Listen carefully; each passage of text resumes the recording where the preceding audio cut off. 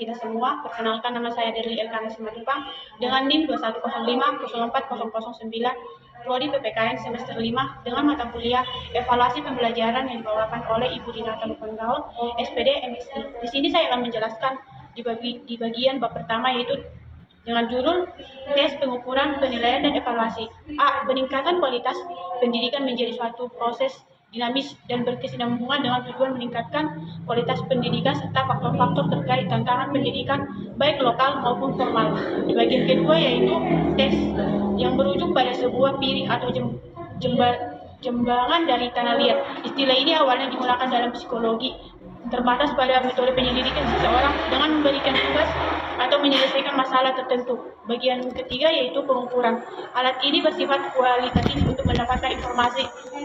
Bagian keempat yaitu penilaian. Dalam konteks ini merupakan suatu proses pengumpulan informasi untuk mengawasi kemajuan dan membuat keputusan pendidikan yang diperlukan. Selain melibatkan tes, penilaian juga mencakup metode-metode seperti observasi, wawancara, dan pengawasan perilaku.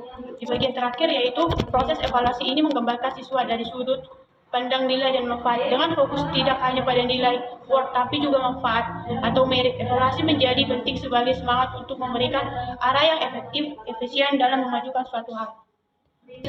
Yang selanjutnya di bab kedua yaitu tentang pembelajaran. A. Metode pemecahan masalah. Belajar dimaknai suatu proses memperoleh pengetahuan, keterampilan, dan sikap sehingga terjadi perubahan menjadi tahu. Di sini terdapat teori-teori pembelajaran terbagi atas 7 bagian, yaitu teori koneksionisme, teori pengodisian klasik, teori pengodisian operan, teori Gestalt, teori arena, teori humanistik, teori konstruktivisme. Baru yang ketiga yaitu model pembelajaran. Model pembelajaran merupakan suatu rencana yang dimanfaatkan untuk merancang sesuatu yang berkaitan dengan pembelajaran. Isi yang terkandung dalam model pembelajaran adalah berupa strategi pengajaran. Selanjutnya di bab ketiga yaitu tentang evaluasi pembelajaran. Yang pertama, metode pemecahan masalah. Evaluasi menyeluruh tentang tercapainya standar pendidikan jarang, kalau tidak boleh disebut tidak pernah dilakukan, termasuk evaluasi terhadap dampak pembelajaran tidak pernah diukur. Yang kedua, tentang pengertian evaluasi pembelajaran. Evaluasi pembelajaran adalah suatu proses pemberian pertimbangan tentang arti dan nilai atas sesuatu tingkatan prestasi atau pencapaian suatu pembelajaran. Tujuan utamanya adalah untuk merekomendasikan komprehensif terhadap pembelajaran atas informasi atau data hasil pengukuran dan penilaian yang dianalisis. Baru di bagian ketiga yaitu tujuan dan fungsi evaluasi pembelajaran, yaitu terdapat beberapa bagian. Yang pertama adalah tujuan evaluasi pembelajaran, yang kedua fungsi evaluasi pembelajaran, yang ketiga penilaian berfungsi sebagai penetapan. Baru yang keempat yaitu ruang lingkup evaluasi pembelajaran. Ruang lingkup evaluasi sangatlah luas dan mencakup dari semua aspek dalam dunia pendidikan, yaitu ada 4, yaitu evaluasi hasil belajar, evaluasi peralatan, yang ketiga program pembelajaran atau kurikulum, yang keempat tujuan akan dicapai oleh kegiatan evaluasi tersebut. Baru yang terakhir yaitu objek dan subjek evaluasi pembelajaran. Terbagi atas 2, yaitu objek evaluasi pembelajaran dan subjek evaluasi pembelajaran. Baiklah, selanjutnya saya akan menjelaskan di bagian bab 4, yaitu dengan judul model ciri-ciri pendekatan evaluasi pembelajaran, yaitu A. Dalam konteks metode pemecahan masalah, pemahaman terhadap model ciri-ciri dan pendekatan evaluasi pembelajaran menjadi sangat esensial bagi praktisi, evaluator, dan peneliti. Yang kedua yaitu B. Model evaluasi kualitatif berangkat dari paradigma positifisme, lebih menekankan pada dimensi kurikulum sebagai hasil belajar. Yang ketiga yaitu bersifat kuantitatif, artinya hasil pengukuran berupa angka-angka yang dianalisis dan diinterpretasikan ke dalam kata-kata. Atau kualitatif, sering terjadi kesalahan pada alat ukur atau soal ujian, pengukuran atau guru yang diukur, serta peserta didik dan situasi penilaian berlangsung.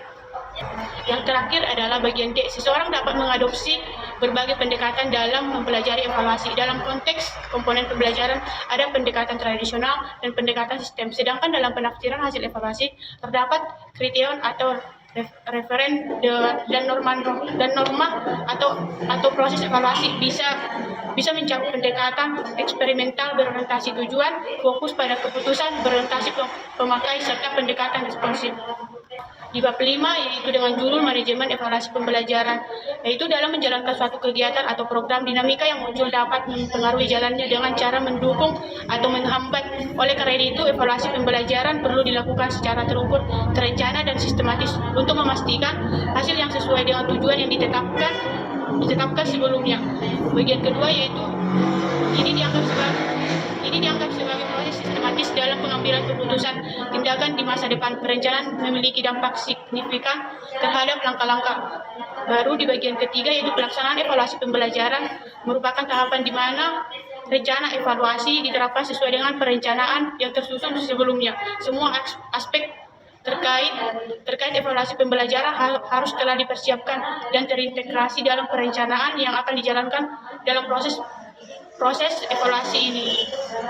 Di bagian keempat yaitu pengawasan dan evaluasi pembelajaran bertujuan menetapkan prinsip objektif dan transparan untuk secara berkelanjutan meningkatkan mutu proses dan hasil pembelajaran serta menentukan peringkat akreditasi institusi pendidikan.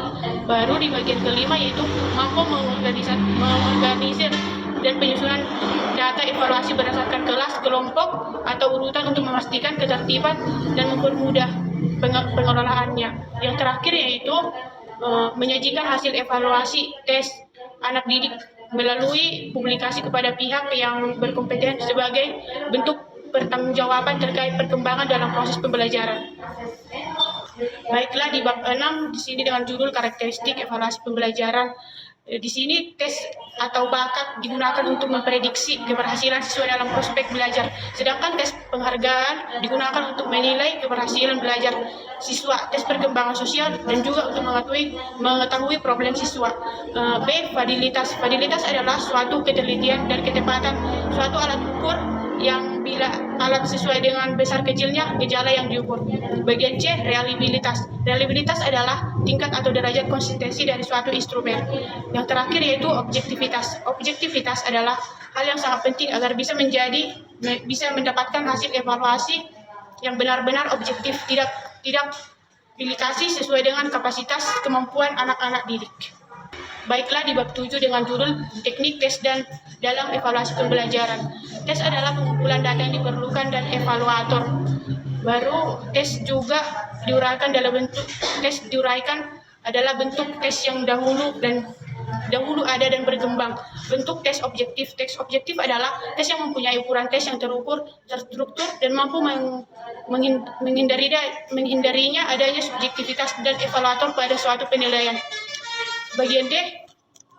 Di bagian D, bentuk-bentuk tes kinerja, yaitu tes kinerja merupakan bentuk tes di mana peserta tes dituntut untuk mempraktikkan secara langsung persoalan yang dipertanyakan dalam bentuk perilaku.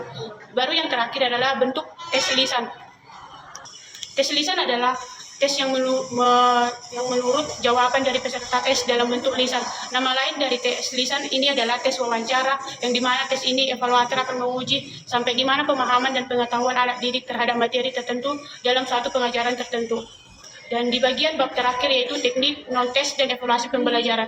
Dalam konteks pendidikan kontemporer yang menekankan pembentukan kompetensi, bentuk penilaian non-tes otentik seperti portofolio dan observasi memberikan peluang luas. Teknik non-tes juga mencakup pengumpulan data terhadap kompetensi secara menyeluruh, karena kompetensi melibatkan pengetahuan, keterampilan, dan sikap yang ditunjukkan dalam tindakan dan pemikiran siswa.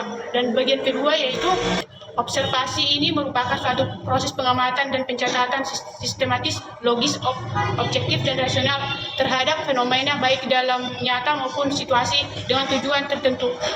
Pedoman observasi digunakan sebagai alat dalam pelaksanaannya. Observasi tidak hanya terkait dengan kegiatan evaluasi, tetapi juga merupakan elemen penting dalam penelitian, khususnya dalam konteks penelitian kualitatif. Sekian hasil presentasi saya. Jika ada yang kurang, saya minta maaf. Terima kasih.